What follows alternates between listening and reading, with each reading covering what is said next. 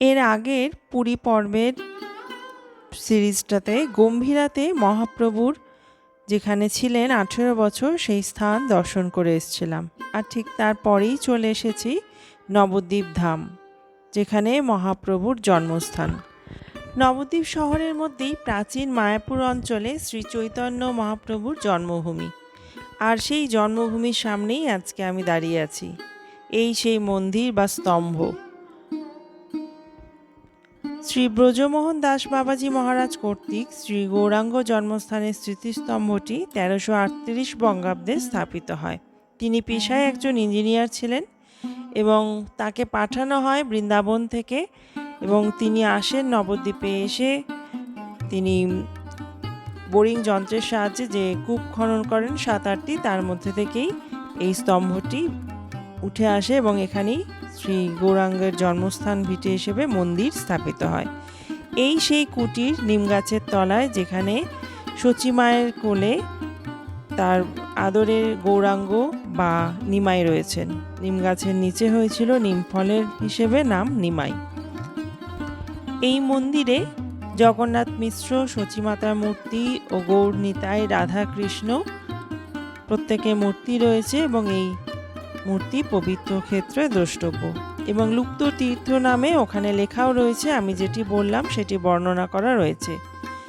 মহাপ্রভু জন্মভিটে দর্শন করে আপনারা যদি আরেকটু এগিয়ে যান সামনের দিকে, তাহলেই দেখতে পাবেন একটি নিত্যানন্দ প্রভুর একটি আশ্রম রয়েছে। সেখানে এই আশ্রমে মহাপ্রভুর বিভিন্ন লীলা বা তার কৃষ্ণের বনভোজন লীলা সমস্ত কিছু একটা মডেল রূপে তৈরি করা রয়েছে, ছোট থেকে বড়, যেটি সবাইকে আকর্ষণ করে। অবশ্যই এটি দ্রষ্টব্য স্থান দেখবেন। এবং যেটি চৈতন্য মহাপ্রভুর 6 শিষ্য বা পর্ষদ ছিলেন, তাদেরই মূর্তি করে রাখা রয়েছে এবং তারা এই বৈষ্ণব ধর্ম প্রচার ও সংস্কৃতির ক্ষেত্রে তাদের অবদান কিন্তু খুবই উল্লেখযোগ্য।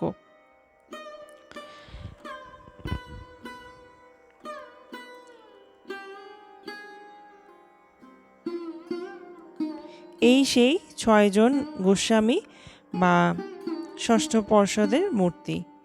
এরপরেই বিভিন্ন রকম শ্যামের মূর্তি, রাধা মূর্তি এবং তাদের ক্রীড়াক্ষেত্র লীলা, এই নিয়ে একটা সুন্দর পরিবেশে সৃষ্টি করা রয়েছে এই জায়গায়। অবশ্যই এটি খুব বেশি দিনে পুরনো নয়। এরপরে রয়েছে একটি মিউজিয়াম। অবশ্যই দেখবেন মিউজিয়ামটি, আপনি অনায়াসেই আপনার জুতো পরেই প্রবেশ করতে পারেন। লেখাও রয়েছে বিষ্ণুর মূর্তি এবং তার সাথে সাথে 10 অবতারের যে বিভিন্ন সময় যে বিভিন্ন যুগে যুগে এসছেন, সেটাই সুন্দর বর্ণনা করে রাখা রয়েছে। দেখবেন সেটি দেখতেও খুব সুন্দর লাগবে। এবং যেটি বলছিলাম, ছোট থেকে বড় সবারই কিন্তু একটা সম্যক জ্ঞান বা সম্যক ধারণা জন্মাবে এই সম্পর্কে।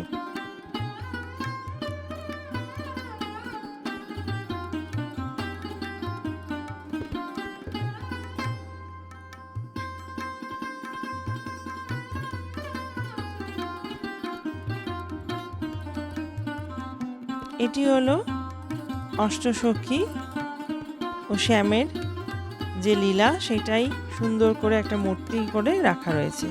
আরেকটি রয়েছে সুন্দর ছোট্ট গোপাল। এই গোপালকে কিন্তু আপনারা দোলনায় রয়েছে, আপনারা নিজেরাই কিন্তু ওনাকে এইভাবে দোল খাওয়াতে পারবেন, সেটিও একটি অন্যতম আকর্ষণের বিষয়। আর এই হলো মহাপ্রভুর সেই অন্যতম উচ্চতম একটি মূর্তি, যেটি রয়েছে প্রায় 51 ফিট উচ্চতা। তো সেইটি দর্শনও এখানেই হয়ে যাবে। তবে এখানে প্রবেশ মূল্য ছিল 10 টাকা।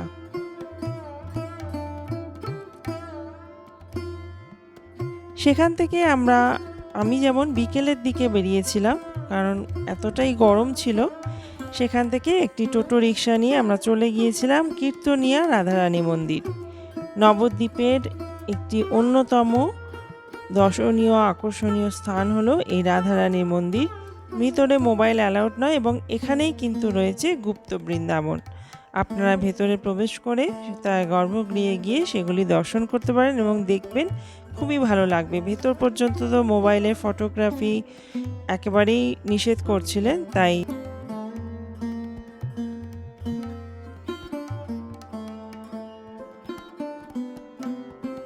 সেখান থেকে একটু হেঁটে গেলেই হাঁটা পথেই আপনার পড়বে রানী রাসমণির একটি ঘাট, যেখানে রানী রাসমণির মূর্তি রয়েছে, আর উঠে এই ডান হাতে মহাপ্রভু রয়েছেন, আর গঙ্গার তীরবর্তী অঞ্চল। গঙ্গা মানেই একটা অন্যরকম শান্তি আছে। এই দিকে একটা পাড় দেখতে পাচ্ছেন, মানে অবশ্যই এটি মায়াপুর নয়, আমরা জানি নবদ্বীপের আর পাড়েই রয়েছে মায়াপুর। তো এই জায়গা থেকে যদি আপনি নৌকা বিহারও করেন, আমার যেহেতু একটা সন্ধে গোধূলি লগ্ন হয়ে গিয়েছিল সময়টা, তাই আর হয়নি যাওয়া। আপনার নৌকা করে গিয়ে এই যে জায়গাটা দেখাচ্ছে, যেখানে দুটি নৌকা আসছে, এখানে কিন্তু জলঙ্গি নদী আর গঙ্গার সঙ্গম স্থল রয়েছে, এবং এই দুই জলের ধারার যে পার্থক্য সেটা কিন্তু আপনারা নিজেরাই বুঝতে পারবেন। তো সেটা নৌকায় বিহার করলে বা নৌকা করে গেলেই আপনাদের পক্ষে দেখা সম্ভব। তো এটাও বেশ একটা ভালো লাগার বিষয়। আর এই যে ঠিক একেবারে চিকন বরাবর দেখা যাচ্ছে মায়াপুরের এই চূড়া, মায়াপুরের যে মন্দির এইখানে, অর্থাৎ এই গঙ্গা থেকে জলঙ্গি নদীর ওই ধার দিয়ে গিয়ে মায়াপুরে যাওয়ার ঘাট। এরপরে এই ঘাট থেকে বেরিয়ে কিছুটা এগিয়ে গেলেই বাঁহাতে গিয়ে আপনার পড়বে মায়াপুর যাওয়ার জন্য যে বোড়াল ঘাট নবদ্বীপের, সেই হলো এই ঘাট। ভীষণই জমজমাট জায়গা। আর এই হলো মিষ্টান্ন ভবন, ঐতিহাসিক বলা যেতে পারে, অনেক বছরের পুরনো, এবং মিষ্টি এবং তার গুণগত মান এবং স্বাদের মান খুবই ভালো। স্থানীয় মানুষদের কথায় তাদের সাধারণ যে কোনো অনুষ্ঠানের জন্য এই মিষ্টান্ন ভবনের মিষ্টি কিন্তু তারা বলে থাকেন বা নেন। এখানে টোটো স্ট্যান্ডও থাকেন, অর্থাৎ আপনারা যদি কেউ নবদ্বীপ ট্রেনে যেতে চান, তাহলে আপনারা বিষ্ণুপ্রিয়া হল্টে নেবে। এই স্থানে পৌঁছলে আপনাদের ডিস্টেন্সটা কম হবে টোটো করে। মিষ্টির দোকান, লোভনীয় মিষ্টি, তাই একটা দুটো মিষ্টি খেয়ে দেখার ইচ্ছে হলো, সেই মতো আমরা মিষ্টি নিয়েও নিলাম। খুবই ভালো এবং খুবই ভীষণই টেস্টি, যেটি বলছিলাম, স্বাদেও খুব ভালো। আর ছানার যে গুণগত মান হয় তার উপর তো মিষ্টি, তারপরে কারিগরের কাজ, তো সেটিও খুবই ভালো। তার সাথে পাওয়া যায় লাল দই, যেটি বিখ্যাত নবদ্বীপের লাল দই, সকলেই জানেন, সেটিও রয়েছে। তবে সেটি আর খাইনি, নবদ্বীপের এরকম ছোটো ভাঁড় বড় ভাঁড় সব কিছুই ছিল। এরপরে আমরা চলে গিয়েছিলাম গোবিন্দ বাড়ি বা গোবিন্দজিউ মন্দির। খুবই বিখ্যাত মন্দির, অবশ্যই গেলে দর্শন করবেন। যেহেতু একটা সান্ধ্যকালীন সময়, একেবারে আমরা তো বিকেলবেলা বেরিয়েছি, তো সেইখানে পৌঁছতেই সন্ধ্যা হয়ে গেল। এই হলো গোবিন্দজিউর মন্দির। এই মন্দিরের বিশেষত্ব হলো এটিও একটি প্রাচীন ঐতিহ্য বহন করে চলেছে এবং বৈষ্ণব ধর্মের সাক্ষী স্বরূপ দাঁড়িয়ে রয়েছে। এখানে কিন্তু প্রতিদিনই অন্নভোগ দেওয়া হয়, অন্নভোগ ব্যঞ্জন। তো আপনারা চাইলে কিন্তু এখানে অন্নপ্রসাদ বা ভোগ প্রসাদও গ্রহণ করতে পারেন। অবশ্যই এখানে কিন্তু কুপন কেটে নিতে হয় সকাল 10টার মধ্যে এসে। আর এই হলো মন্দিরের ভিতরের স্থান, গোবিন্দজিউর মন্দির বা গোবিন্দ বাড়ি নামে পরিচিত। প্রাচীন মায়াপুর এলাকাতেই এটি অবস্থিত, সুতরাং এক ডাকেই আপনারা চিনতে পারবেন এবং আপনাদের জন্য কোনো অসুবিধা হবে না। মন্দিরের বিগ্রহের কোনো ফটোগ্রাফি করার অনুমতি ছিল না, কিন্তু এইটি হলো মন্দিরের ভিতরের জায়গা। আপনারা অনায়াসে সেখানে গিয়ে মন্দিরের বিগ্রহ দর্শন করতে পারেন।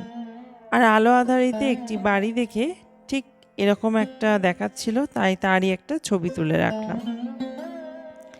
এরপরে চলে গেলাম ধামেশ্বর, বা নবদ্বীপের দর্শনীয় স্থানের মধ্যে রয়েছে মহাপ্রভুর জন্মস্থান হয়, তাহলে দ্বিতীয় দর্শনীয় স্থান মহাপ্রভুর পাড়ায় ধামেশ্বর। গৌরাঙ্গ দেবীর গৃহিণী বিষ্ণুপ্রিয়া দেবী প্রতিষ্ঠিত মহাপ্রভুর মূর্তি। এই মূর্তি বিষ্ণুপ্রিয়া দেবী সেবা করতেন এবং গৌরাঙ্গের গৃহত্যাগের পরে বিষ্ণুপ্রিয়া দেবী গৌরাঙ্গের পাদুকা পূজা ও শাশুড়ি শচী দেবীর সেবা শুশ্রূষা করতেন। মহাপ্রভু শ্রী চৈতন্যের অন্তর্ধান কাণ্ডের কয়েক বছর আগে শচী দেবী দেহ রাখেন, আর মহাপ্রভুর প্রকটকালেই বিষ্ণুপ্রিয়া নবদ্বীপে গৌরাঙ্গের এই বিগ্রহ প্রতিষ্ঠা করেন, কৃষ্ণজ্ঞানে পূজা করতেন। এটি হলো মহাপ্রভুর পাড়া, তাই মহাপ্রভুর স্বপ্নাদেশেই কিন্তু এটি শোনা যায় এই বিগ্রহ স্থাপিত হয়েছিল। এবং এই পাড়াতে প্রত্যেক বাড়িতেই যারা বিষ্ণুপ্রিয়ার উত্তরাধিকার রয়েছেন প্রত্যেকের বাড়িতেই কিন্তু মহাপ্রভু এইভাবে পূজিত হন। এরপরে আরও কিছুটা এগিয়ে গেলেই আমরা পৌঁছে গেলাম যেখানে, সেটিও আপনাদের অন্যতম ঐতিহাসিক স্থান, সেটি হলো সোনার গৌরাঙ্গের মন্দির। শ্রীবাস অঙ্গন পাড়ায় রয়েছে এই শ্রী সোনার গৌরাঙ্গের মন্দির। প্রভুপাদ প্রতাপচন্দ্র গোস্বামী সোনার গৌরাঙ্গ মন্দিরের প্রতিষ্ঠাতা। অষ্টধাতু সোনার গৌরাঙ্গ মূর্তিটি দেখার মতো। মূর্তিটি কিন্তু সোনা দিয়ে তৈরি নয়। গৌরাঙ্গদেবকে সচিমাতা আদর করে সোনার গৌরাঙ্গ নামে ডাকতেন বলে মন্দিরের বিগ্রহের নাম সোনার গৌরাঙ্গ। নিত্যানন্দ প্রভুর একাদশ বংশধর ছিলেন প্রতাপচন্দ্র গোস্বামী এবং তিনি এই মন্দিরের প্রতিষ্ঠাতা। মন্দিরের কারুকার্য তো আপনারা দেখতেই পাচ্ছেন এবং আমি দেখিয়েছি যতটুকু সম্ভব হয়। আর মন্দিরের যে বিগ্রহ রয়েছে তার যে ছবি একজন স্থানীয় কারুর কাছ থেকে সেটি সংগৃহীত, তাই সেই ছবিটুকুই আমি এখানে আপনাদের সামনে দেখালাম। এই হলো সোনার গৌরাঙ্গের মন্দির। অবশ্যই অন্যতম একটা ঐতিহাসিক দর্শনীয় স্থান। শ্রীবাস অঙ্গন পাড়ায় রয়েছে এই সোনার গৌরাঙ্গের মন্দির। এরপরে আমরা চলে আসছি সমাজবাড়ি আশ্রম বা পাটবাড়ি। 1905 থেকে 1906 খ্রিস্টাব্দের মধ্যে এই আশ্রম তৈরি হয়, বঙ্গাব্দ হিসেবে 1312 বঙ্গাব্দ। বিখ্যাত বৈষ্ণব সাধক শ্রী শ্রী রাধারমণ চরণ দাস বাবাজি মহাশয়ের এই আশ্রমটি প্রতিষ্ঠা করেন। মূলত বহু বৈষ্ণব সাধক ও ভক্তদের সমাধিক্ষেত্র বা সমাজ হিসেবে গড়ে ওঠায় নামকরণ হয় সমাজবাড়ি আশ্রম। বৈষ্ণবীয় আধ্যাত্মিক ধারায় গুরু বা সাধকের চিতাভস্ম বা সমাধির ওপরে পবিত্র স্থান বা মন্দির গড়ে তোলার রীতি হিসেবেই এই সমাজবাড়ি হিসেবেই পরিচিত।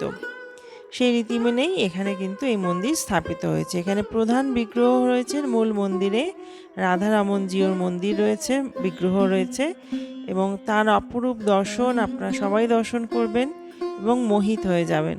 তার সাথে রয়েছে নিতাই গৌরের বিগ্রহ এবং এখানকার যে বৈষ্ণব ভাবধারায় এই আশ্রমে শাক্ত ও বৈষ্ণব ধর্মের কিন্তু এক অপূর্ব মিলন লক্ষ্য করা যায়। প্রত্যেক দিন হাজার হাজার মানুষ এখানে অন্নপ্রসাদ ভোগ গ্রহণ করেন, তাই অনায়াসে কিন্তু আপনারা এলে এখানে ভোগ পেতে পারেন। অবশ্যই নির্দিষ্ট সময়ের মধ্যে আসবেন। আর এখানকার মূল মন্ত্রই হলো ভজ নিতাই গৌর রাধে শ্যাম, জপ হরে কৃষ্ণ হরে রাম। এই মূল মন্ত্রকে কেন্দ্র করেই কিন্তু এখানে নিয়মিত নাম সংকীর্তন ও ভজন অনুষ্ঠিত হয়। আর এটি কিন্তু এখানে যিনি প্রতিষ্ঠা করেন, নাম তো আগেই বলেছিলাম, সেই বাবাজি মহাশয় কিন্তু সখীভাবে সাধনায় বিশ্বাসী ছিলেন এবং তার সেই সখীভাবের সঙ্গে যুক্ত সখীমার ভজন স্থানও কিন্তু এখানে সংরক্ষিত আছে। আমি একদম শেষের দিকগুলোই মন্দিরে পৌঁছেছি, তখন ঠাকুরের শয়ন এবং শেষ মুহূর্তে যে আচার বা নিয়ম থাকে সেগুলি করা হচ্ছিল। সান্ধ্যকালীন সময় নিয়ে ধীরে সুস্থে এই মন্দির বা এই ঐতিহাসিক স্থানগুলো আমি দেখছিলাম। দেখতে দেখতে এইটুকুই মনে হলো নবদ্বীপ শুধু একটি শহর নয়, এটি হাজার বছরের ইতিহাস, সংস্কৃতি ও আধ্যাত্মিকতার জীবন্ত অধ্যায়। প্রতিটি মঠ, প্রতিটি মন্দির ঘাট বহন করে বাংলার গৌরবময় ঐতিহ্য। এখন আমি দাঁড়িয়ে আছি শ্রীবাস অঙ্গনের সামনে। এই শ্রীবাস অঙ্গন পাড়াতেই সোনার গৌরাঙ্গ মন্দির। এই হলো শ্রীবাস অঙ্গন, প্রবেশ মূল্য 10 টাকা। প্রবেশ করার পরই সামনেই দেখতে পাবেন একটি কুলবৃক্ষ, এখানে লেখাও আছে 500 বছরের অধিক এবং মহাপ্রভুর হাতে রোপিত এই কুলবৃক্ষ। আর এই সেই নাট মন্দির যেখানে মহাপ্রভুর হরিনাম সংকীর্তনের সাক্ষী হয়ে রয়েছে এই নাট মন্দির। ভিতরে প্রবেশ করলে আপনারা অবশ্যই দর্শন পাবেন। মহাপ্রভু তো আছেনই, তার সাথে রয়েছেন ষড়ভুজ দর্শন বা আরও অন্যান্য যে শিলা রয়েছে, মূর্তি রয়েছে, সেগুলি দর্শন করবেন।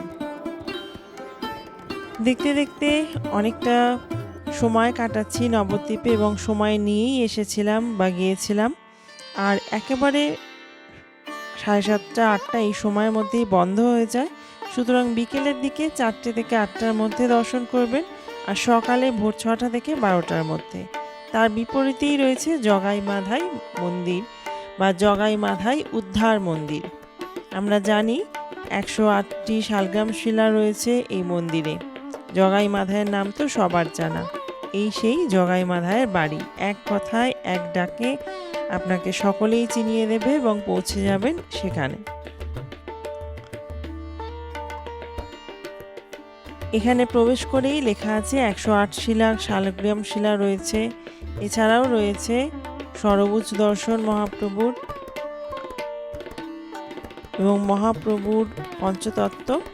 তো সবটাই এখানেও প্রবেশ মূল্য রয়েছে 10 টাকা, সেটা দিয়ে আপনারা প্রবেশ করবেন এবং বাড়ির গঠনশৈলী বা সেটা দেখে বুঝতেই পারবেন এর ইতিহাস কত পুরনো এবং একদম সত্য ইতিহাস বহন করে চলেছে এই স্থান।